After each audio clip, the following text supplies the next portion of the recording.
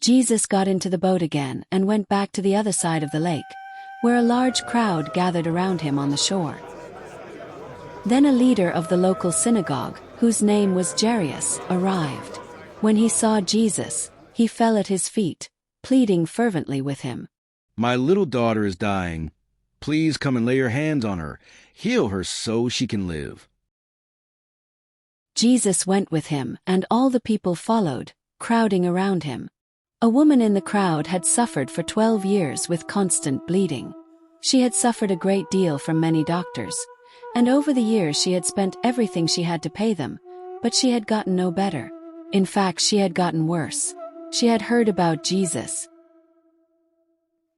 So she came up behind him through the crowd and touched his robe.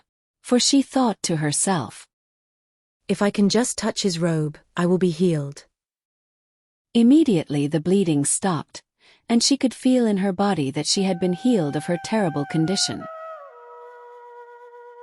Jesus realized at once that healing power had gone out from him, so he turned around in the crowd and asked, "Who touched my robe?" His disciples said to him, "Look at this crowd pressing around you. How can you ask, 'Who touched me?'"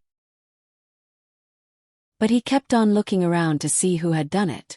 Then the frightened woman, trembling at the realization of what had happened to her, came and fell to her knees in front of him and told him what she had done. And he said to her, "Daughter, your faith has made you well. Go in peace. Your suffering is over."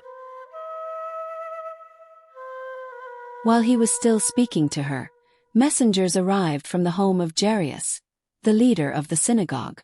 They told him, "Your daughter is dead. There's no use troubling the teacher now." But Jesus overheard them and said to Jairus, "Don't be afraid. Just have faith." Then Jesus stopped the crowd and wouldn't let anyone go with him except Peter, James, and John, the brother of James. When they came to the home of the synagogue leader, Jesus saw much commotion and weeping and wailing. He went inside and asked, "Why all this commotion and weeping? The child isn't dead. She's only asleep." The crowd laughed at him, but he made them all leave. And he took the girl's father and mother and his 3 disciples into the room where the girl was lying. Holding her hand, he said to her, "Talitha koum, little girl, get up."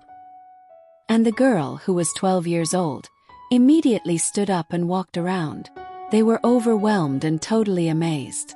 Jesus gave them strict orders not to tell anyone what had happened, and then he told them to give her something to eat.